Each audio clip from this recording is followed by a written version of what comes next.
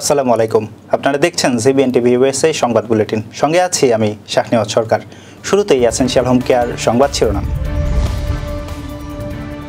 যুক্তরাষ্ট্রে কারাগার থেকেও অভিবাসী আটক করছে আইস, অধিকার কর্মীদের নিন্দা।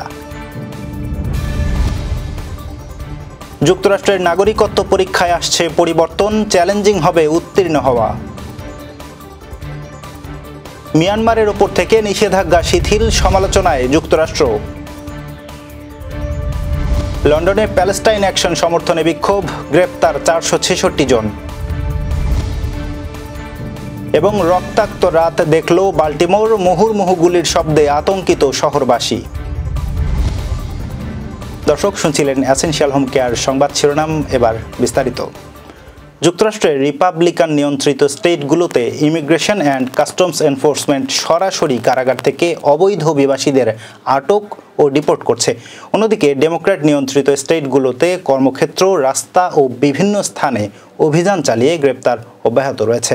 আইসের তথ্য অনুযায়ী রিপাবলিকান স্টেটে আটক অভিবাসীদের 59% কারাগার থেকে গ্রেপ্তার হলেও ডেমোক্র্যাট স্টেটে 70% গ্রেপ্তার হয়েছে কর্মক্ষেত্র ও কমিউনিটি থেকে। ম্যাসাচুসেটসে আটক হওয়া 94% অভিবাসীর মধ্যে 78%-এর কোনো অপরাধের রেকর্ড নেই।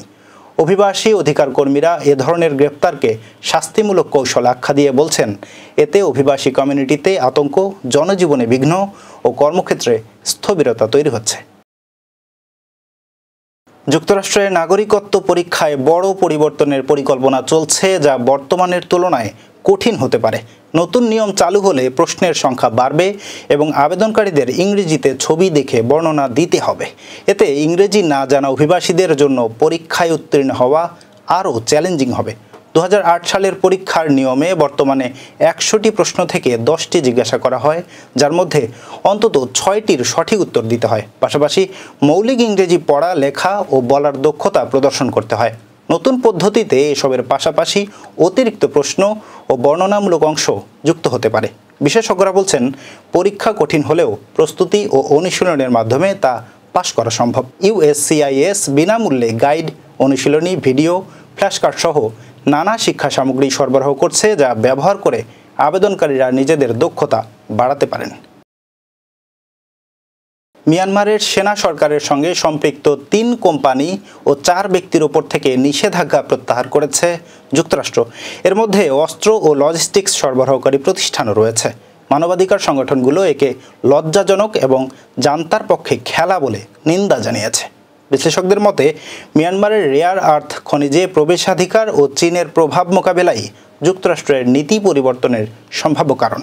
তবে মার্কিন অর্থ মন্ত্রণালয় বলছে, এটি স্বাভাবিক প্রক্রিয়ার অংশ, রাজনৈতিক উদ্দেশ্যে নয়। মিয়ানমারে 2021 সালের অভ্যুত্থানের পর থেকে গৃহযুদ্ধ, বিমান হামলা ও মানবাধিকার লঙ্ঘন বেড়েছে। সমালোচকরা সতর্ক করে বলেছেন, এখন নিষেধাজ্ঞা শিথিল করলে জান্তা আন্তর্জাতিক স্বীকৃতি পেতে উৎসাহিত হবে। যুক্তরাজ্যের রাজধানী লন্ডনে প্যালেস্টাইন অ্যাকশন সমর্থনে আয়োজিত বিক্ষোভ থেকে শনিবার অন্তত 466 জনকে গ্রেপ্তার করেছে পুলিশ। গত মাসে ব্রিটিশ সরকার এই সংগঠনটিকে সন্ত্রাসী ঘোষণার পর এটি সরকারের বিরুদ্ধে সর্বশেষ প্রতিবাদ। পুলিশ জানিয়েছে, যারা প্যালেস্টাইন অ্যাকশনকে সমর্থন করবে তাদের গ্রেপ্তার করা হবে। বিক্ষোভকারীরা হাতে "আমি গণহত্যার বিরোধী, আমি প্যালেস্টাইন অ্যাকশনকে সমর্থন করি" লেখা প্লেকার্ড ধরে শান্তিপূর্ণ প্রতিবাদ করছিলেন। মানবাধিকার সংস্থা অ্যামনেস্টি ইন্টারন্যাশনাল ও লেবার পার্টির এমপি জন ম্যাকডোনেল এই গ্রেপ্তারগুলোকে গণতান্ত্রিক অধিকার লঙ্ঘন হিসেবে নিন্দা জানিয়েছেন।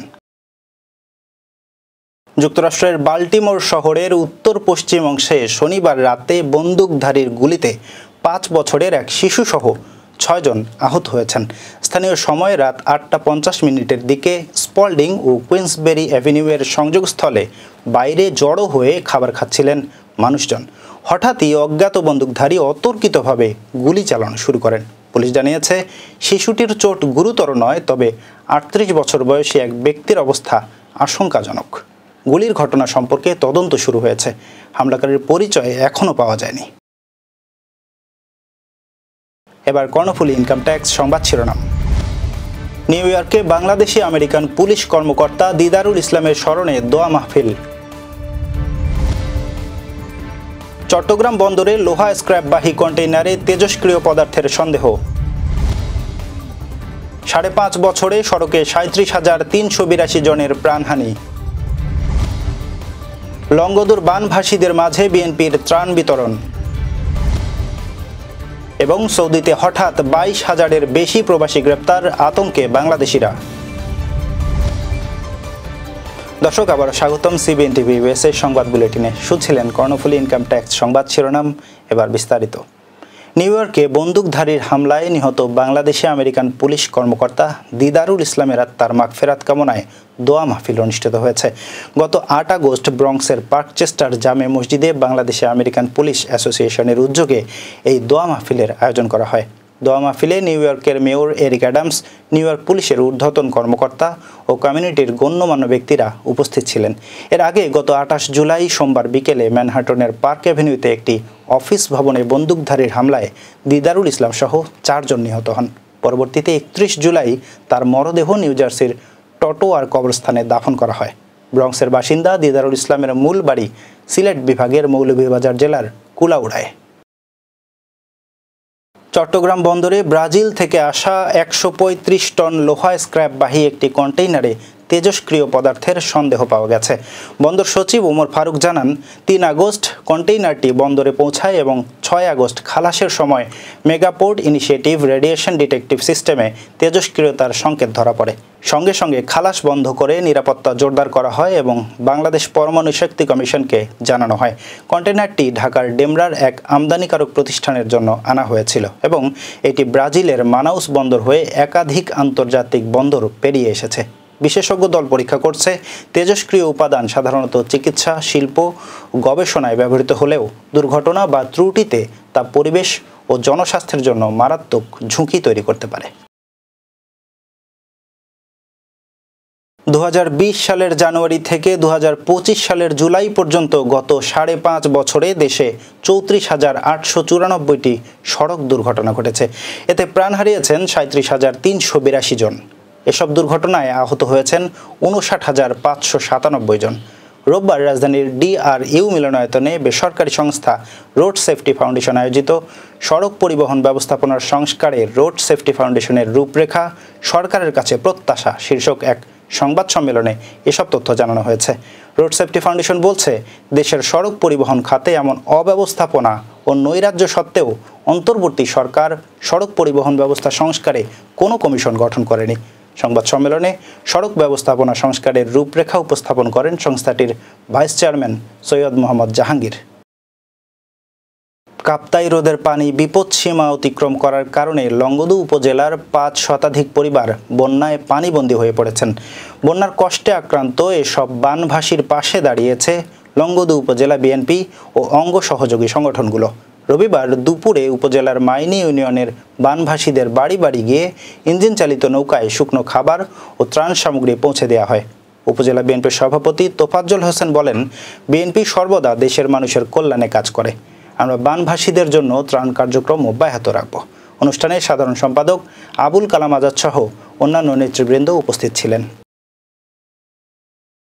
আবাসন, শ্রম ও সীমান্ত সুরক্ষা আইন লঙ্ঘনের অভিযোগে সৌদি আরবে 22,000-এর বেশি প্রবাসীকে গ্রেপ্তার করেছে দেশটির আইন শৃঙ্খলা বাহিনী। রোববার সৌদির স্বরাষ্ট্র মন্ত্রণালয়ের এক বিবৃতিতে এই তথ্য জানানো হয়। হঠাৎ এমন ধরপাকড়ের আতঙ্ক ছড়িয়ে পড়েছে বাংলাদেশিদের মাঝেও। বিবৃতিতে বলা হয়েছে, গত 31 জুলাই থেকে 6 আগস্ট পর্যন্ত সৌদি আরবের বিভিন্ন প্রান্তে অভিযান চালিয়ে 22,072 জন প্রবাসীকে গ্রেপ্তার করা হয়েছে।